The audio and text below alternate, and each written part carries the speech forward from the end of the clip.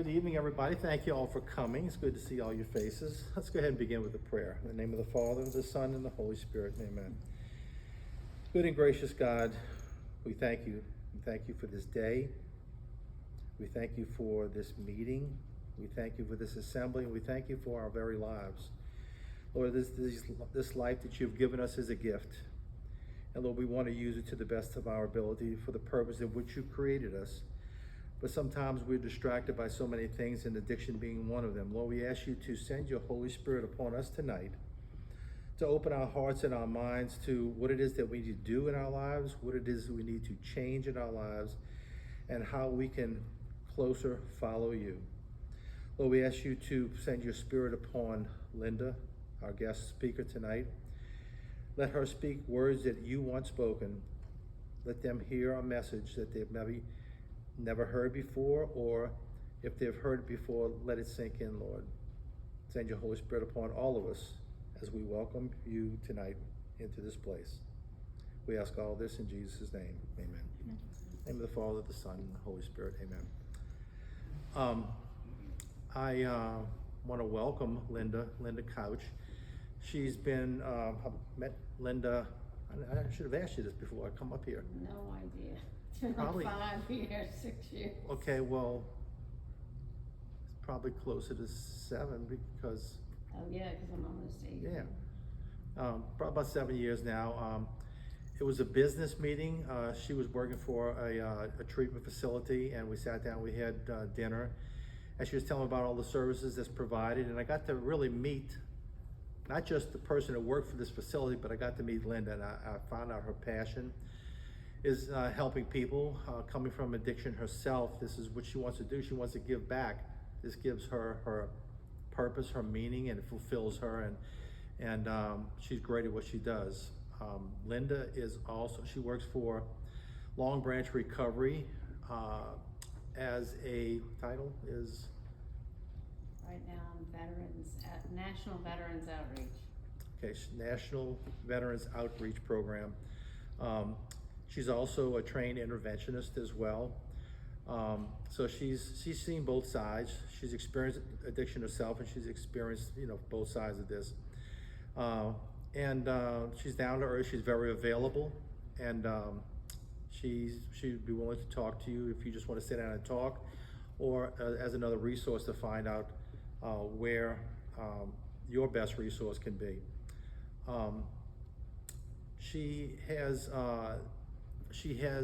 started the substance addiction ministry at Mary Queen of Peace in Mandeville. So she does there what I'm doing here. And they only do 1 meeting a month. She's working on getting that to 2 meetings a month. So she's got a lot of irons in the fire. And like I said, she's passionate about what she does. So without further ado, I'd like to welcome Linda tonight after she just drank something, is choking on it now. But thank you for coming, Linda. Okay, so keep choking. Hi guys, thank y'all for taking your time to come. So I'm gonna start this a little bit differently because I've done some other work other than my just against with AA and addiction stuff recently. So I wanted to share that part as well. So I'm gonna start off kind of from a younger age than I normally would have started telling my addiction story. So I grew up in Metairie, good family, nothing's perfect, okay? Everybody has their own issues and things that happen. Something really traumatic that kind of happened to me was when I was about 8, my brother started having epilepsy, and my mother mentally really couldn't handle it. So, and there was, I'm not putting myself down, I'm just saying what the doctors jokingly called me in the 80s. I was like the epileptic dog. I saw something in him, and I wouldn't be able to sleep. So I was like 8, and I'd go wake up my mom and say, I can't sleep. And sure enough, my brother would have a seizure first thing in the morning. And I mean, it went on like that for about 3 years, to the point where I think I was like 11, and I did it and she thought I just didn't want to go to school. And it was like 10 o'clock, because I used to have the seizures early. It was like 10 o'clock, and she's like, okay, Linda just caught on. She doesn't want to go to school today. Go get your, go get your uniforms on. Sure enough, he had a seizure.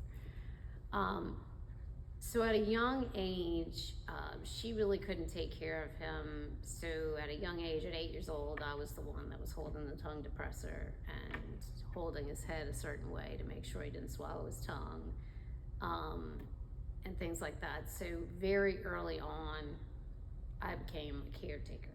I became the person that kept the peace in the house, that took care of everybody, that was always,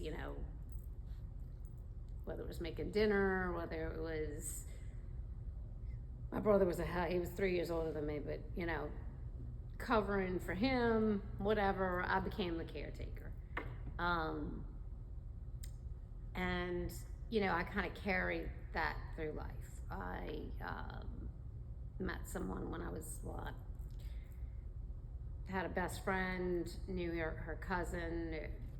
We ended up started dating at 19 years old, very young, and got married, had 2 children.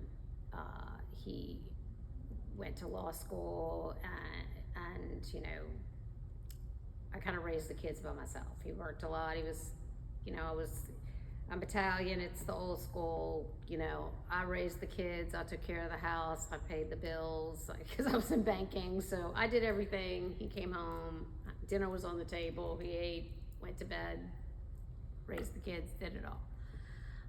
When I was about 35, I threw my back out, and to the point of not being able to walk, pretty bad. So had the first surgery, which was emergency, because they decided that I don't know where it was, it could affect my bowels, and they were like, you're too young to have a bag on the side of you for the rest of your life, we're gonna rush you into surgery. So I got rushed into surgery to have back surgery. Had back surgery, had a 3 and a 5-year-old. Not even, 2 and a 4-year-old. So, have back surgery. 2 days later, I got one on each hip, walking around, doing the same thing, nothing changed. So, herniated the disc again, needed a fusion. This was back in the day when, here's some hydrocodone, here's some Oxycontin, take it, this is your life now, this is how you gotta live, you got a bad back. I mean, I'll never forget my first MRI, they were like, you have a back of a 55-year-old. And I have my dad's bad back, I just do.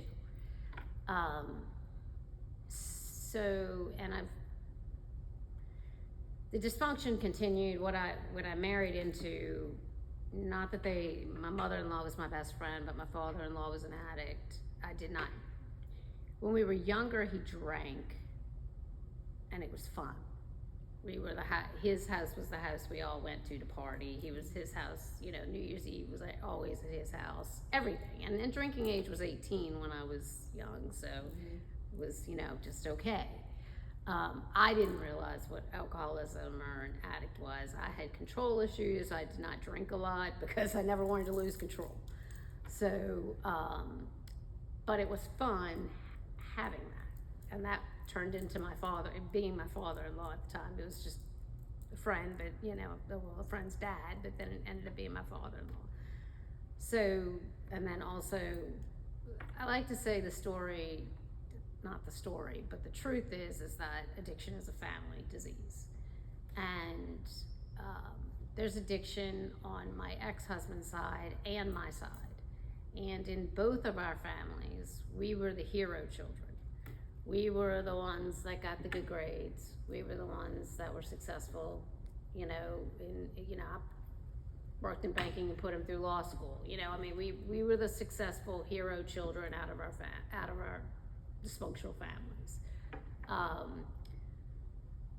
But that dysfunction just bred dysfunction in our marriage and our life and all of that.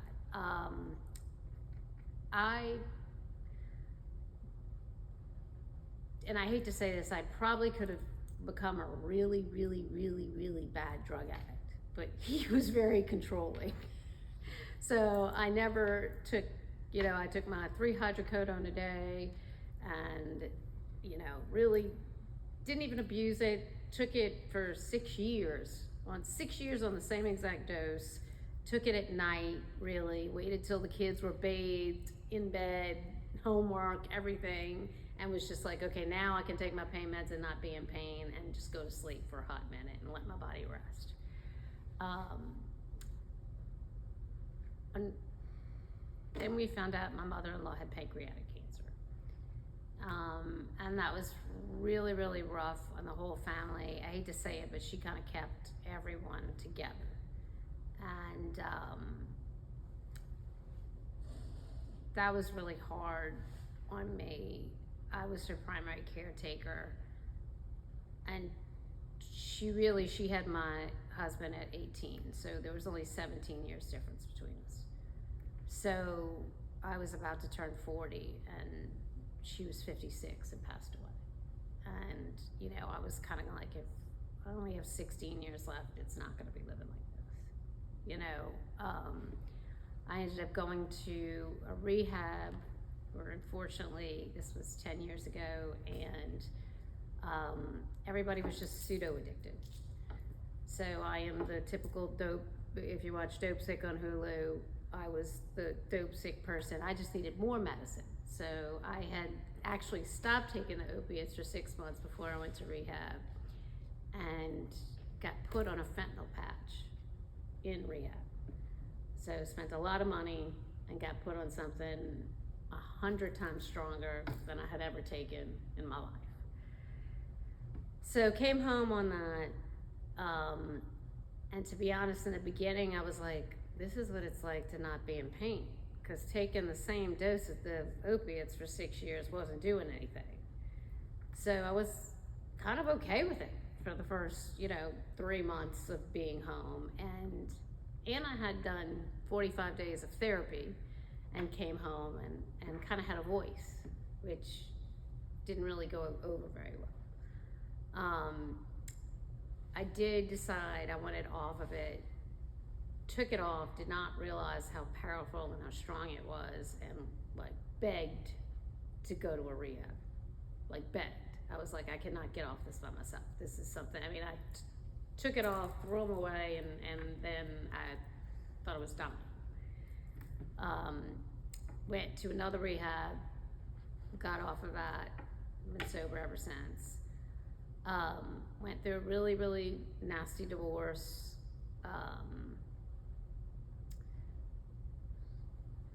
It was really, when I say it's a family disease, since there's a lot of addiction in my ex's family, it kind of seemed like he took all of his anger about addiction out on me. I'll give you an example. When my mother-in-law died, my father-in-law went through $80,000, and not that I have any problem with tattoos, I just got one, sorry, Deacon Millie. But got 18 tattoos, went through $80,000 in 6 months, and was on so many drugs that was in detox for 3 weeks, okay, at 16 years old, okay? So it was just a cluster. It was just chaos, complete chaos, and he took all his anger on addiction out on me. And I live in Mandeville, and he did so much and I am the most docile person in the world. He did so much to go to my kids' school, to tell my kids' school that I couldn't have them. I couldn't come pick them up from school. He took my kids away from me. He got full custody. I never got custody back because he's a lawyer. He's got tons of money, and I spent an ungodly amount of money to get a piece of paper. But I was seeing my kids 50% of the time, so I lost them for 2 years. But then we went to therapy for 2 years, and got back together, and now, I just got back from a trip with my daughter to New York, and she's 22. The relationship I have with my daughter right now would never have occurred had I not gone. Both of my daughters would never have occurred had I not gone through what I went through. So God puts you through things. I really believe that for a certain reason. I say that, sobriety, I have continued with SAM. I've continued with AA. I work in treatment, which can be rough, and because you really do feel like sometimes you have people's lives in your hands, and that's hard. It can be stressful, but I use AA, I use my sponsor. I have a group of sober friends. We all got sober together, so we kind of have that bond, and I use that. But you go to treatment and they teach you about your substances and everything. Well, I didn't deal with anything other than, kind of what was going on with my marriage and leaving my marriage and all of that, and then my addiction. And so last year, my youngest, it was very traumatic when I lost my kids for 2 years. I didn't see them for 2 years. My kids were my life. Like I said, it's what I did. I was a stay-at-home mom. I stopped working for 12 years and stayed at home with my kids, and it was a blessing. So not having them for 2 years was very traumatic, and somehow I got through it. God got me through it. But my little one left for college this past year, and without me even noticing, I really missed the last 4 months that she was home, because I just started working 90 hours a week because I didn't want to feel losing my kids again. So I say that because I want to talk about like addiction in general. Like, I have an addictive personality. So that is why I still go to AA. I still do SAM. Now I started doing, it's called ACA, which is Adult Children of Alcoholic and Dysfunctional Families. I started going to that as well because I just started working 90 hours a week. And I got so sick. I ended up my back started hurting. I haven't been to the doctor for my back in 8 or 9 years. And my back hurt so bad, I went to a doctor for my back, and I got really aggravated because the answer was medical marijuana, or ketamine, which I asked the doctor, I said, how often would I have to get ketamine for pain? Because I've read some research. My daughter actually had some chronic depression, so I've dealt with that too. So I've read some, but they would show get ketamine every 3 days. And I'm like, that's drug addiction. I'm like, if I have to go get infused with ketamine every 3 days, that's drug addiction. Mm-hmm. So I just kind of ignored it and said, Linda, you deal with chronic pain, go with it. Well, unfortunately, I woke up one morning, 2 o'clock in the morning, fell out of bed, got back in the bed, and was basically paralyzed. Called the ambulance, had a horrible kidney infection and COVID. And I've had COVID 5 times. Supposedly I have something wrong with my kidneys from the COVID. I have no idea. So work was nice enough. There are things called on-site, which are like programs that you go to kind of once you've been sober for a while, because things come up. And for me, it was just start working 90 hours a week. That was my new addiction, was work. So it was very hard, because if you would have asked me 9 months ago if I ever would have stepped into a rehab again, I would have looked at you and said, there is no way, sorry, there's no way I am going to a rehab. I've been there, done that, I know what I need to do, I'm not going. Work offered it to me because I spent a week in the hospital. It was horrible. They didn't treat the kidney infection because of COVID, so they didn't even treat the kidney infection for 2 days. But I ended up in the hospital for a week. My boss sat me down. She goes, do you think you need some help? And I'm like, yes. So I went to a place called the Bridge to Recovery. which is basically, now I call it trauma camp. But it's basically for mental health. They did have people who had addiction who were, you have to have at least 90 days sober to go there. But it was, for lack of a better term, it was, we did inner child work, which was something I had never done. And I mean, I had little God experiences through the whole time. Like, I joke, I had a fascination with stuffed animals when I was a little kid. I had like 1,000 of them, and they were on my bed a certain way every night. You know, I was weird. But so they tell you before the inner child meditation, they put you in a room with stuffed animals, and you have to pick one. And for me, that was like, oh my God, what do I pick? And I realized I just grabbed one. And I sat back in my chair in my group room. We only had 5 people in my group. And I sat down and I realized I picked a monkey. And my dad used to call me, well, he still does, his little monkey. And he used to sing that song, They All Ask For You. And it was that, I'm like, I picked that because my dad. And I didn't realize that till I sat down in the chair. And I know my friends, the people in my group would not mind me sharing this. One girl had 10 years sober. One guy was 26 years old, and he was there because his father was an alcoholic. And he was there because he realized that he was destroying his life and his relationship, who just so happened his girlfriend was from New Orleans, because he was so concerned with his father's alcoholism. Okay, so it just goes to show you, it's a family disease. And I know if anybody does AA, we do a first step, and we accept our lives are unmanageable. And like my roommate, is 10 years sober. She celebrated 10 years sober while we were there. I could have told you 24 hours into it that she had a love addiction. Okay, it was men. That's what she was there for. But of course, I'm not gonna say that to a roommate that I barely know. But in our group, we had to do a first step, but we didn't get to pick it. Everyone in the group, we got a piece of paper, we had to fold it over 5 times, and everybody in the group got to write what we thought the people to do the 5th step on. Let me tell you, she wasn't happy when we told her we thought it was love. She had a love addiction.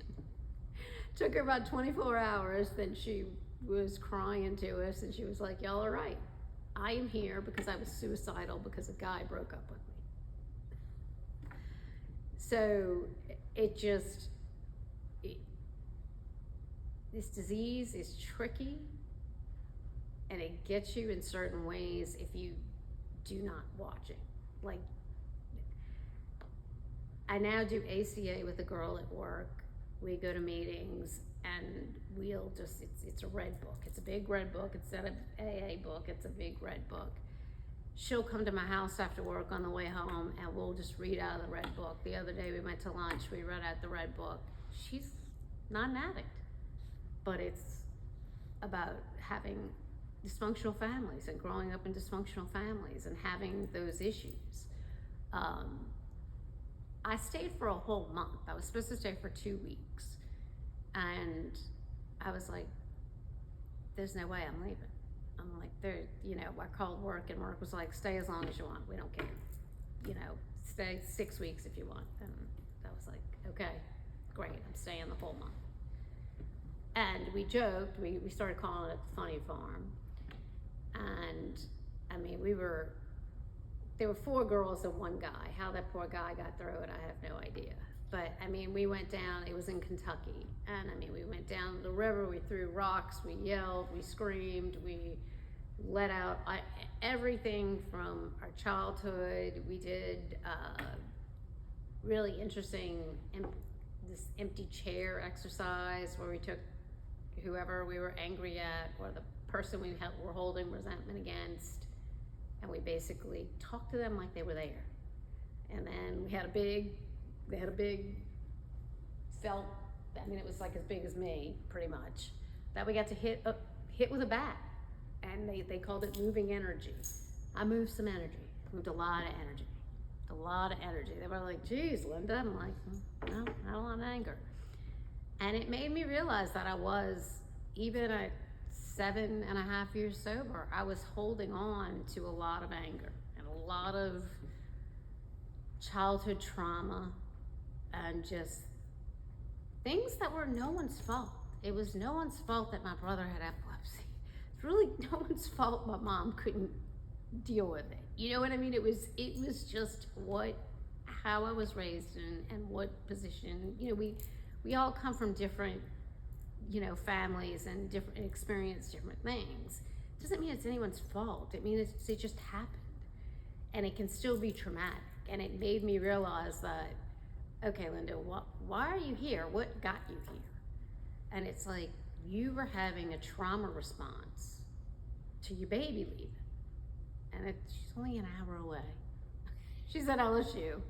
But I was literally having a trauma response, didn't recognize it, missed the last 4 months that she was basically living with me, being present. I mean, I was there, but actually being present with her because I was too scared to feel it. And I think that's what the Bridge to Recovery taught me was, we joked, we were like, what do we do all day? We eat, we cry, we eat, we cry. That's all we did. That's all we did all day for a month was, deal with our emotions for a whole month. And I know I am blessed that I could do something like that, but I did come home and I did start seeing a therapist again. Like I said, I upped my meetings, upped my ACA, they have actually a workbook for that too that works really well. And it just made me realize that, like, the people, it gave me, not like I'm not a compassionate person, but it gave me, I've worked in treatment now for 7 years. It gave me a lot more compassion for people who deal with addiction again, because it is a sneaky, sneaky disease. It does not have to be a substance. It does not have to be alcohol or drugs. It can be anything. And it's something, it's why, and I know there are different schools of whether it's curable. Some people get aggravated at saying, I'm in recovery. They like to say they're recovered and they're done. And I like to say I'm a person living in long-term recovery. And had to eat my ego a little bit with that, because I was told by somebody who had like close to a year sober, and this guy's like, early recovery is the first 5 years. And I'm like, what? I'm like, that's not true. Like, I'm recovered. Look at me. I got a year. But he was right. And it's a sneaky little thing. And I had gone through a lot. I had gone through, during COVID, my daughter came home and said she was suicidal. Okay, and I had to send her to treatment, which was, I wanted to lock her in a room and sit in the room with her and not leave. And I had to send her away to treatment. And it was the scariest thing I've ever done in my life, I've had to deal with, they're 22 and 19 now. One's in a sorority. One is, I think has dabbled in things, and not hard drugs, but marijuana. And I'm like, we've had to have deep conversations about it. Like, this is not okay for you. In your family, you are playing Russian roulette, because all you need to do is, not to mention, it's not the same world we lived in even 10 years ago. And I will tell you, so the group of friends I had that I got sober with are a lot younger than me. I'm 50, they're all in their 30s. And I don't know if any of y'all heard, but there was an incident at West Point where I think 2 boys died of a fentanyl overdose. And I didn't say a single thing. I have 6 girlfriends. All 6 of them text both of my daughters and said, just so you know, all your mom's cool friends that you like to hang out with because we're younger than her, we would all be dead right now if we were out there using drugs. That's the difference. We were shooting heroin and they were all IV heroin users. We would all be dead. Like, there is no question. I mean, the game has completely changed. It is not the same ball game it used to be. And I hate to say that because a lot of people, like, the one pill kills, I get that. And it's scary, but I usually think there's some type of addiction before for a kid to take a pill. You know what I mean? Like, I'm not gonna lie, both my kids have Narcan in their car and in their apartments. Both of them have fentanyl testing strips because I'm like, I'm not gonna say you're gonna do it, but if one of your goofy friends at LSU decides to try it, you know, I am very honest with my kids. My daughter was doing sorority rush, and I'm not gonna say names, but my daughter said there was a rumor that there was one of them that you had to do a line of coke to get in. And I looked at her and I said, if you get in that sorority, guess what's happening? You're taking a drug test. She's like, what? And I'm like, guess what? That's reality. You know, it's scary out there, and it's a sneaky disease. And just so you know, too, they have little things. There's a guy, Greg Greer, too, and I'll bring some information. Maybe you can email it to people. He does a thing called Soul Drama, which is like a weekend. It's like a small little thing, but it does some of the work that I did. And it was so refreshing, and it's made me, the biggest thing it made me realize was I didn't really have a parent as a child. I was really a parent to my brother, to my mom, even to my dad. I was kind of a parent. I was a caretaker. And you do this inner child meditation, which is like 3 hours long, which is, you're just like a basket case afterwards. But I was like, the whole goal is that monkey sits on my nightstand right where I go to sleep every night. Because I need to parent myself. I need to lovingly parent myself and take care of myself. Because there's no one that's going to take care of me like I can take care of me. And that means whether it's working too much, not eating what I should be eating, you know, giving too much to my kids because they're old enough now to, you know, do things for themselves, you know. Whether it's, you know, doing interventions every other weekend, you know, and working, you know, I've had to kind of cut that back. I've had Deacon and Lily and I shared dinner before, and I was like, I went and spent 4 days in New York and came home to, you know, just like work. And I'm like, you know, I'm at the point where I'm just like, tomorrow I don't think I'm working. I think I'm gonna send a few emails and take the rest of the day because I need to take care of myself. And there's no one that's gonna do that better than me. And because I've been through recovery and because I know that I have meetings and people that I can go talk to that have been through the same things, you know, I think AA turned what, 88 this year? I think it's 88. And, you know, it's 88 years old for a reason. Like, it works.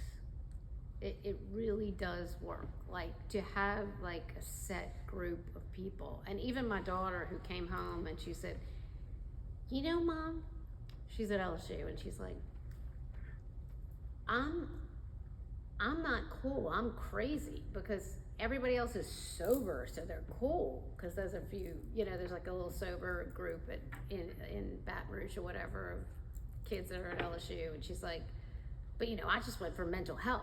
And I'm like, well, you need to go to ACA. And that's me saying, you grew up in a dysfunctional family and I was your mom.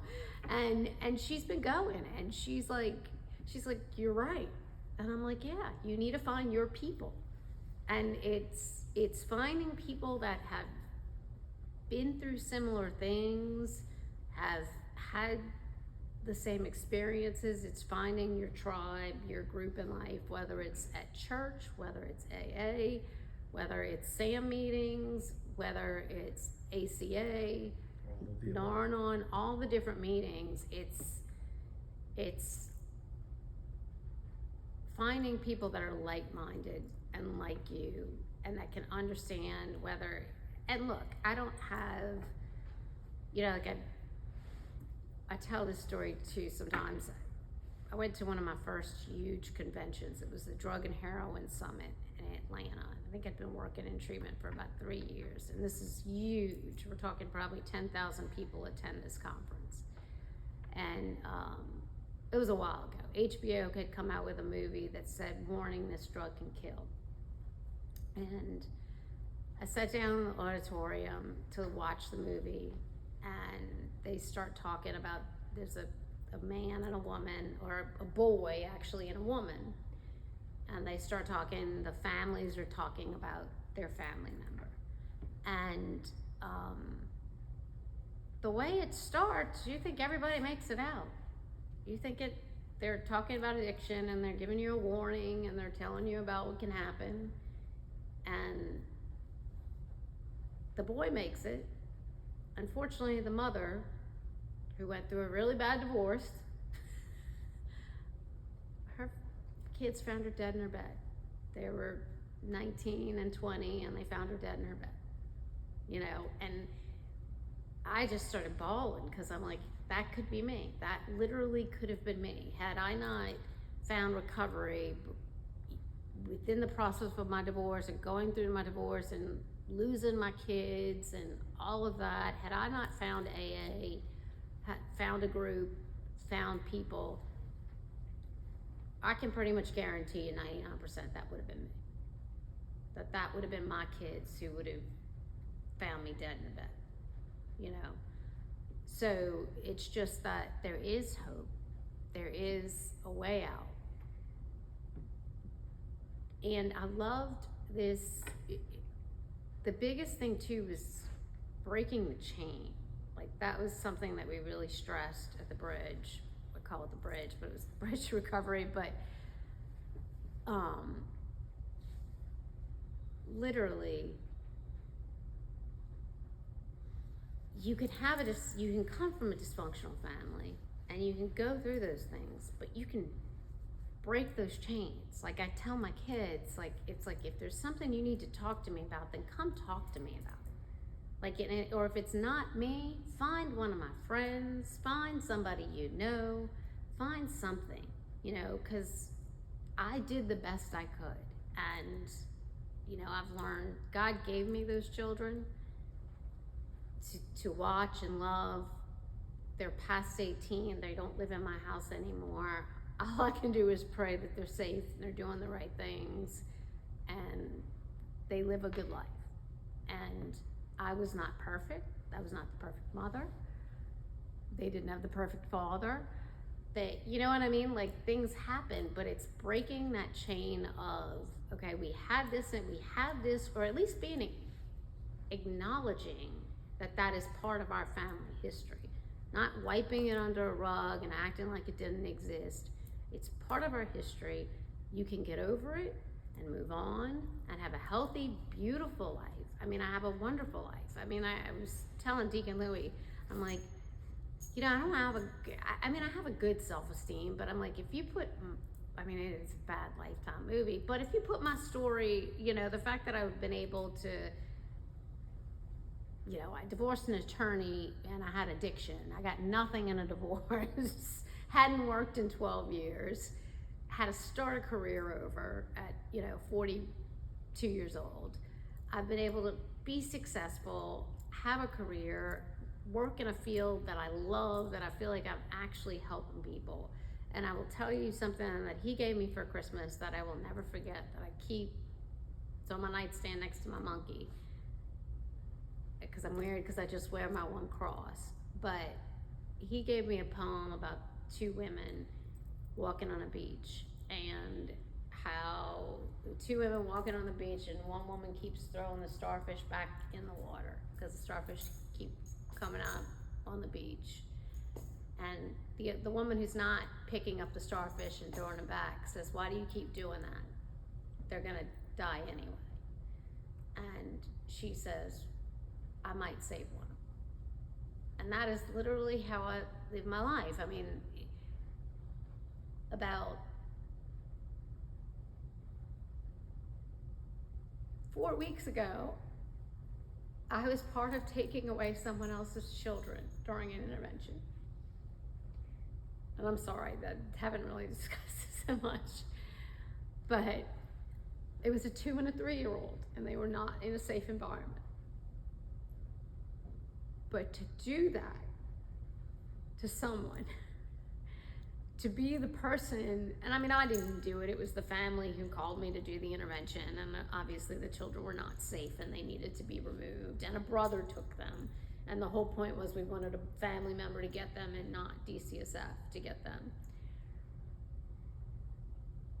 But I was very instrumental. I knew how it worked. I knew what my ex had done to me to get my children, so I knew how to tell them to get the children. And, you know, God was with me because my sister-in-law has worked at the courthouse for 20 years, and one of the deputies she works with, she has now been promoted and is a deputy on the streets, and I didn't even know that. That was the deputy that showed up to take the kids. And she knew me, and she knew my sister-in-law for 20 years, and she was very sweet to me. But then she came to me and she said, because this was a Catholic family with 10 siblings, so the intervention took a hot minute. But she looked at me and she said, Linda, these children should have been taken away 2 weeks ago when you got the first call. So it gave me the opportunity to not feel like, because I kind of felt like I was doing it, and she was like, no, this needed to be done. And I mean, it was hard because I had to tell the family, like the family was telling me, I was like because she wouldn't let anyone in but me. And I said, where are the children even sleeping? And they said, well, she has a pack and play. And 9 siblings sitting there. And like, but the pack and play is ripped all around where the kids can reach it. And it was hard, but I had to look at these 9 people plus the 2 parents and say, okay, guys, we need to stop this.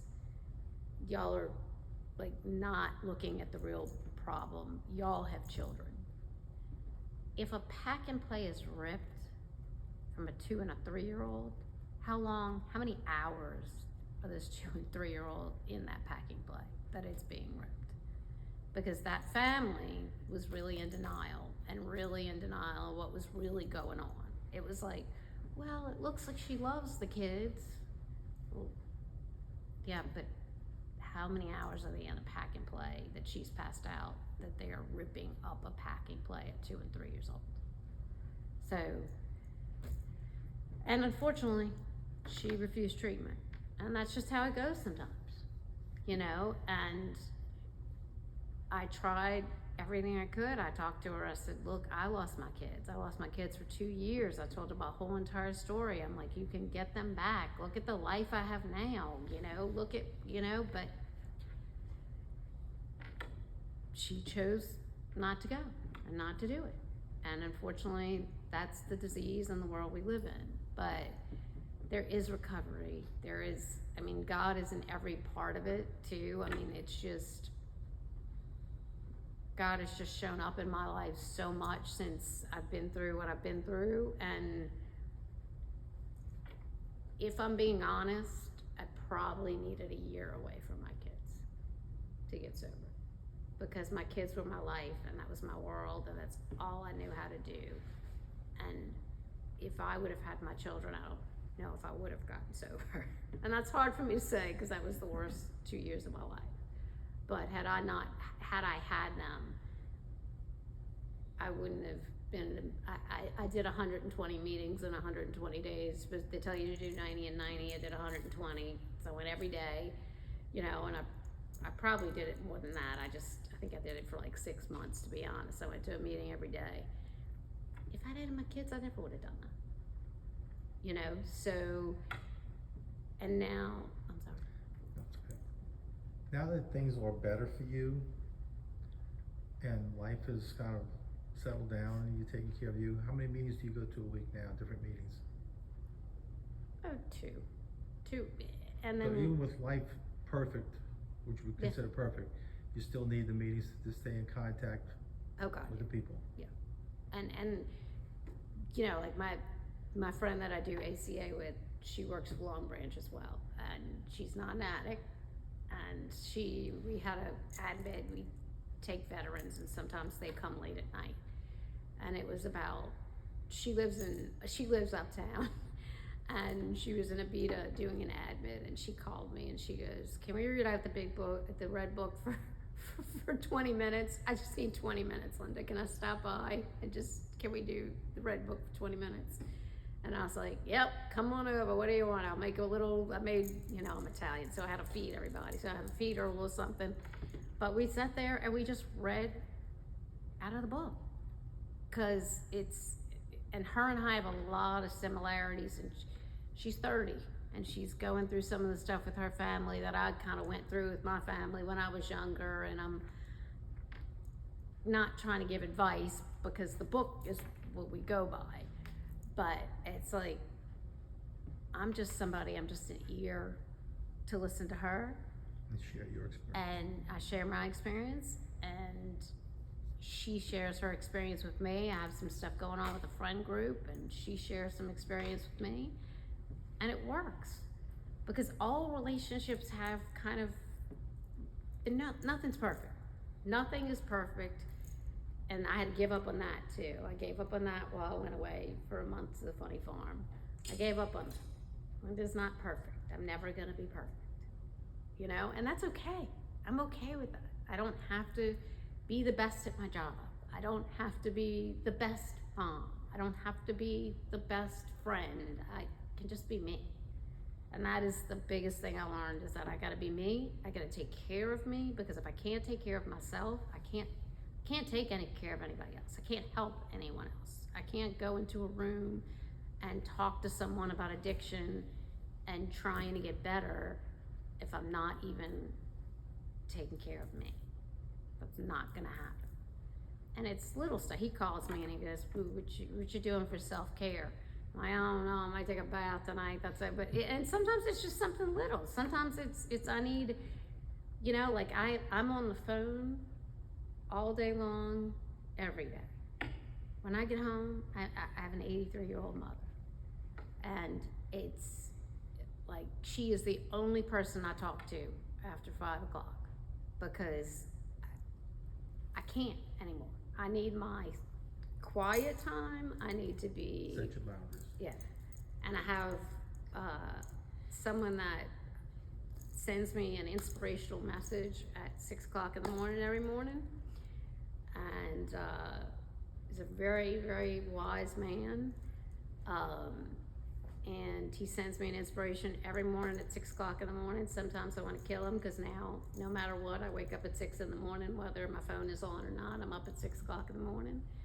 But I take that time in between about 6 and about 7:30, and I meditate, and whether it's, yes, I'm an alcoholic with a dog named Whiskey. I have a 120-pound golden doodle. Whether it is with him, and I am peacefully just spending time watching him run around outside, I take that time in the morning for me, because I know I have a lot to face during the day and what I have to do, and that I might save somebody's life. There's a possibility I could help save somebody's life, and that's an honor. It's an honor that God has put me in this position to be able to do that. No matter where I work, you know, as far as like treatment centers, because I mean, I've been at Long Branch for 4 years, but I've worked somewhere before that. No matter where I am, now that's why I went and got trained to do interventions, because I was like, there's so many families that don't understand the boundaries they need to put up, that if you know, I can't tell you how many parents I've had to tell to kick, kids gotta get out of your house. What do you mean they could die on the street? They're gonna die in their bedroom. Like that's the reality of this disease, is that, you're not making them homeless. If you're doing an intervention, you're giving them a bed to go somewhere to get help. And that's very hard to tell somebody, because parents, like sending my daughter away. She went to California, and that was a total God thing. I was doing an intervention training that I did 2 types, and the one I was doing, I did it during COVID because it was inexpensive and you could do it online, but you had to do one. I did this for a year, okay? It was a year-long process. You had to do the last one in Palm Springs. It was the guy, Ken Seeley, that does the show Intervention. It was his training. You have to do the last one in person. It was at Palm Springs. So that had been planned for a whole entire year. My daughter was in California in treatment while I was there. And my boss looked at me after the treatment and after the training and said, go fly to Los Angeles and go see your daughter. And I got to do an in-person therapy session with her while she was away in California. And, that was a miracle.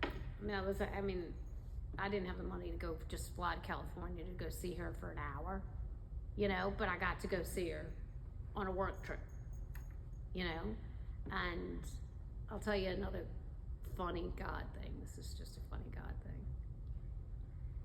So when I went to treatment with these younger girls, we had a therapist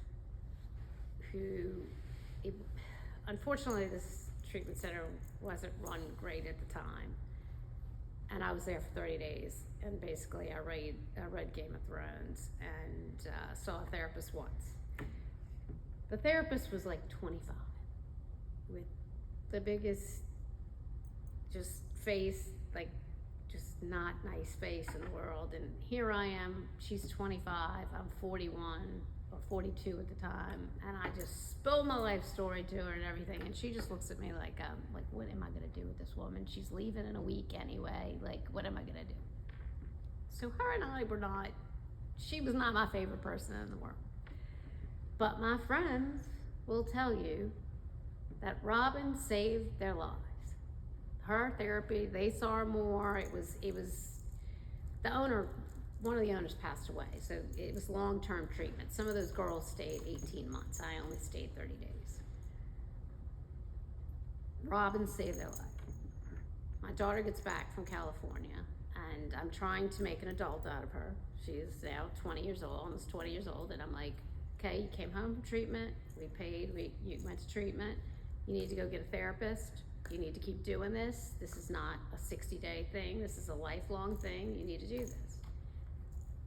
That's it, that's all I said. 4 months later, we're in the car driving around. She goes, well, Robin told me to do this. And I'm like, oh, Robin who? What's her last name? Just goes, it's Journey Home, Robin. And I'm like, you're seeing Robin, Sonia? And she's like, yeah, she disclosed that she was your therapist at Journey Home. And I was like, you've got to be kidding me. And she has been a wonderful therapist to my daughter. She gives my daughter assignments, the stuff she does. And I'm like, I'm like, Zoe, I gotta go. I gotta call all 6 of my friends and tell them that you're seeing Robin. Like, this is, how did that even happen? She lives in Lafayette, they do telehealth. And she picked her out of a book, not knowing. So if God is not involved, I don't know who is, but somebody's involved with a bigger plan, and I think it's God. But, and she has done amazing things with my daughter, since she's been home. And she might struggle. Depression is a real thing, and she's gonna have the same, she's gonna have struggles in life, but she knows to talk about them and to bring it up, because I think the worst thing that we can do with this disease is hide and be alone and think we can get through it on our own. Because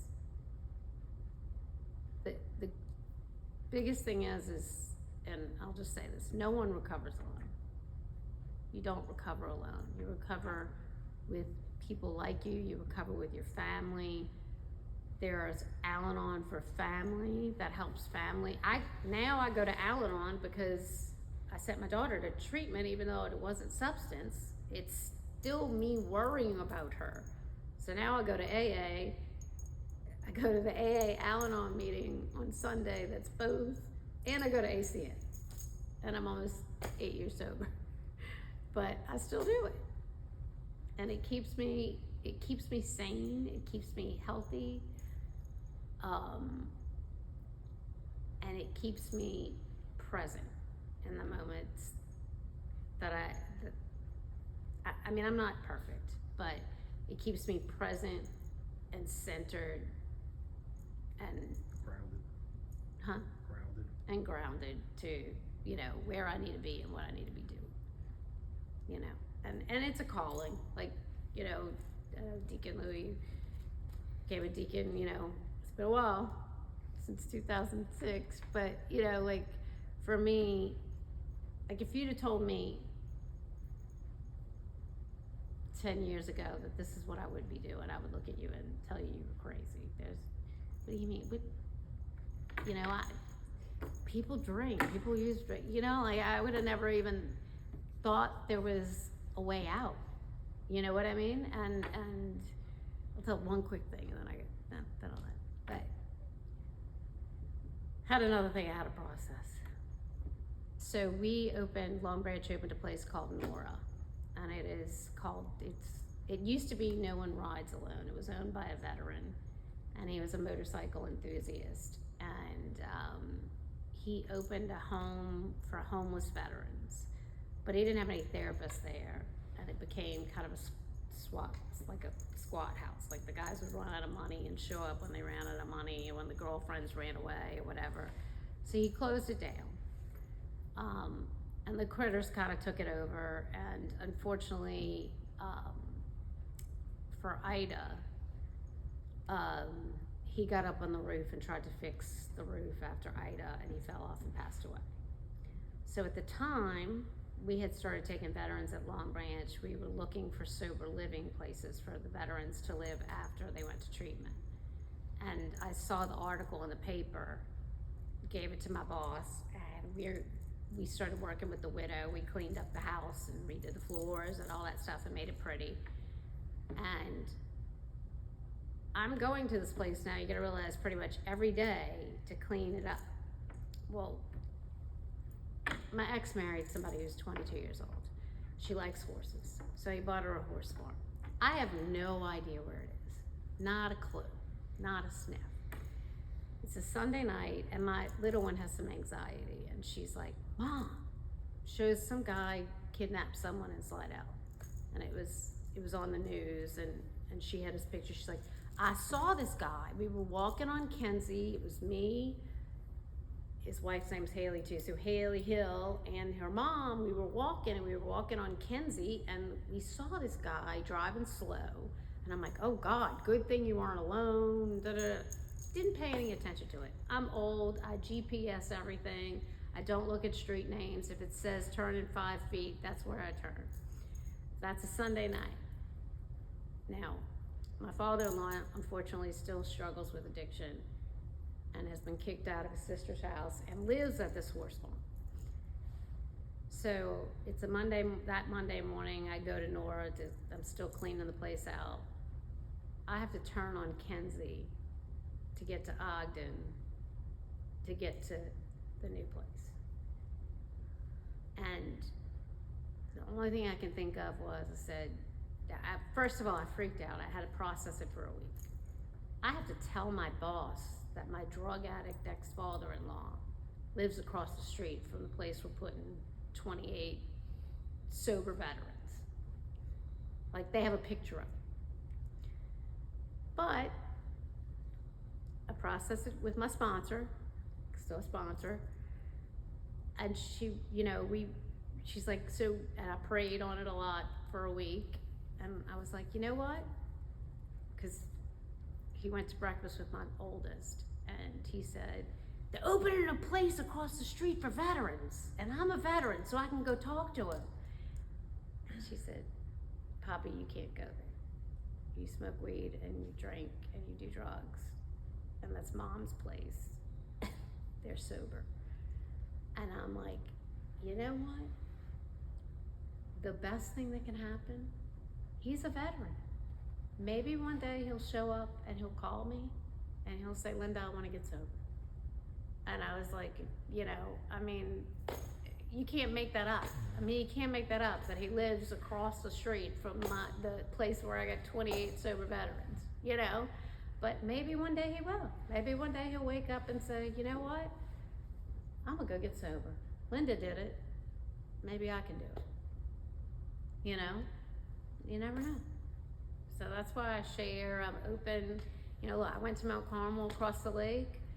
I put on Facebook my recovery. When I celebrate my birthday, it's on there. I can guarantee I've had at least 55 girls from Mount Carmel call me in the past 5 years, either for themselves, their husbands, their kids, you name it, Dominican, somebody from the bridge called me for their son. There's a lady that, we had so many connections. The guy was in my group, because you start every 2 weeks. The guy in my group's girlfriend was from New Orleans, and this lady who came afterwards was actually from Lafayette. She just called me putting her son in treatment on Friday. So that's how, you know, crazy the world is. You never know what's gonna come around. So, but, Does anybody have any questions while Linda's here to ask her?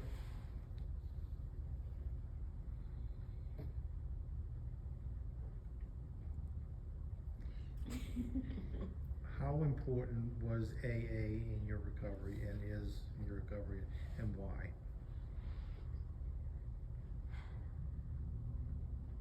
It's what holds me together, and does keep me grounded, because, like, it's not just going to the meetings, it's talking to my sponsor, I work the steps. I'm in the process of reworking the steps. Mhm. Probably worked the steps about 6 times. When I tell you my sponsor knows everything about me, she knows everything about me. Like, there are no, I mean, she knows everything, anything that comes in my brain, she knows. It has just, it's brought me back to my faith. It's done a lot of things, and I found a group of people that are like me, that I can look at them and say, God, like, we'll joke, not joke, but we'll, you know, so what did you do today? Well, you know, shopping, you know, kind of bad with shopping still, but it's not a problem, you know? Like, it's, but we know it's like, we have that addictive behavior, and we need our group of people that we It talk doesn't to, judge you. that don't judge me at all. You know, there's no judgment. I mean, it's, yo, if the worst thing I have done in my life is have back surgery and got addicted to the pain pills that were prescribed by a doctor that I was told that would help me live, if that's the worst thing I've done,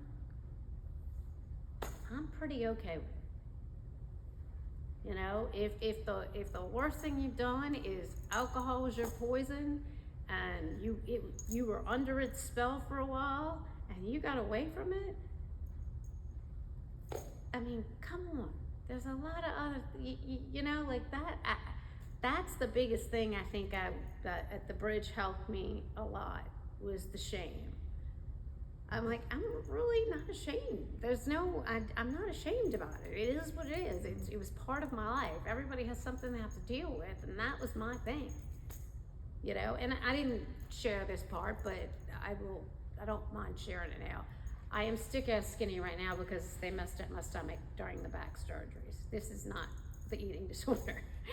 But when I was younger, the addictive behavior showed up in the perfect girl with the eating disorder who, you know, which is an addiction and is a disease too. So it was just always in me. So it's just one of those things. It's like I have an addictive behavior. I have to watch it, and AA keeps me grounded. My sponsor keeps me grounded. My sponsor, you know, she'll be like, I didn't show up one Thursday, and she's like, when you're ready to work the steps again, call me. I mean, she's tough on me. I mean, she literally, I met her 10 years ago in AA. I had not seen her in 9 years, and I went to the AA convention last year, because I've had a few sponsors. My first sponsor, by the way, was 21, but we had the same brain, and it worked out beautifully. She was my sponsor for 4 years. But Peggy, my new sponsor, she's crass. We walked into the AA, I walked into the AA convention in Covington, and she looked at me, she goes, she's got 11 years, I have 8. She said, see, you finally got with the system. And I'm like, yeah, I finally got with the system. I'm like, by the way, my sponsor just moved, because my sponsor moved, and I'm like, I need a new sponsor. You want to sponsor me? And she's like, of course. So, you know, and that's how it works out. I hadn't seen her and she had made such an impression. I mean, we looked at each other, and she was just like, finally got it, huh? And I'm like, yeah, finally got it. It's been 8 years, and she's like, just saying, you finally got it, because I was resistant in the beginning. You know, my first AA meeting was, I didn't think I belonged. And then I started to just listen. And that's the best thing I will tell you. If you start out in AA, listen. Just listen to what other people are saying, because you'll hear things that you're like, yeah,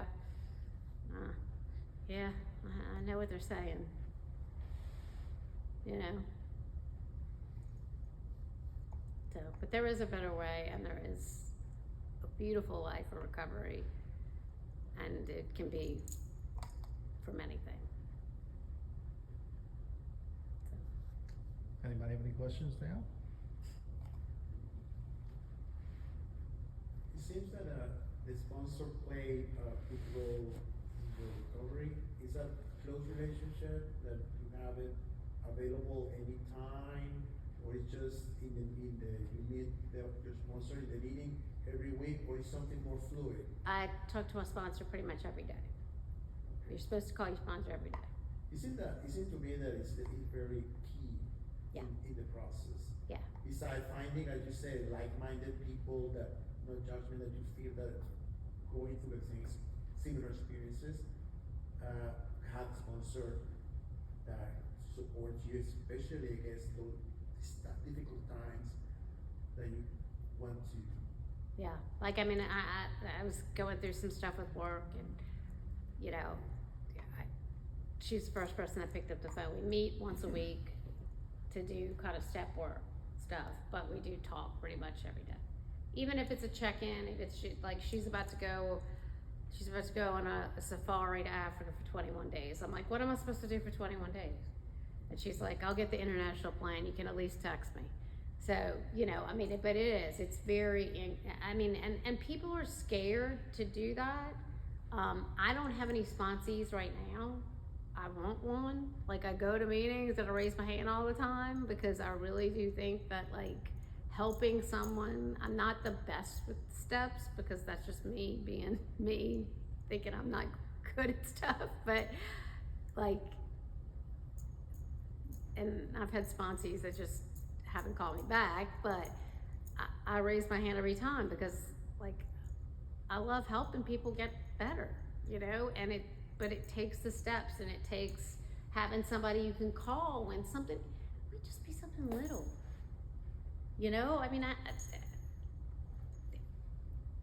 my ex does things to my daughters that he used to do to me, that, like, they call me and I get upset, and I don't want to talk to my daughter about it. I'm not going to talk that bad about their father to them, but I can call someone and say, God, I wish you wouldn't treat them like this.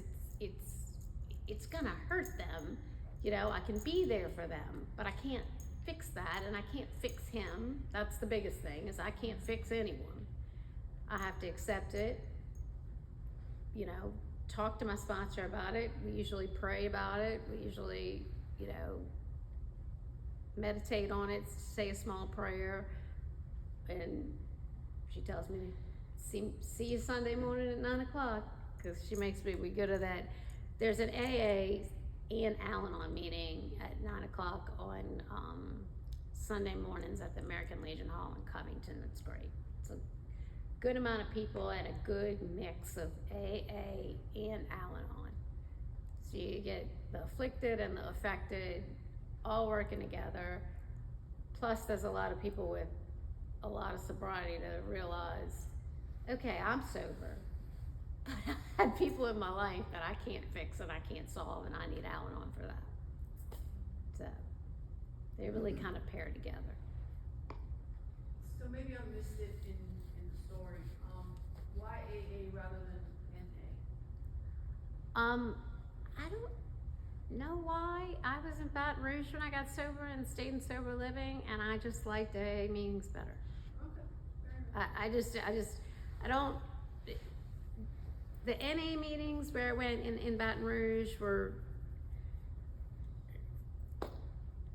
I guess, I never did really hard drugs, so it was like, I wasn't identifying as much with people who were IV heroin users and things like that, like, and they, sometimes I find NAs, they tell a lot of war stories, and AA kind of really cuts that off. They don't like, you know, stories about that. So I just felt more at home at AA.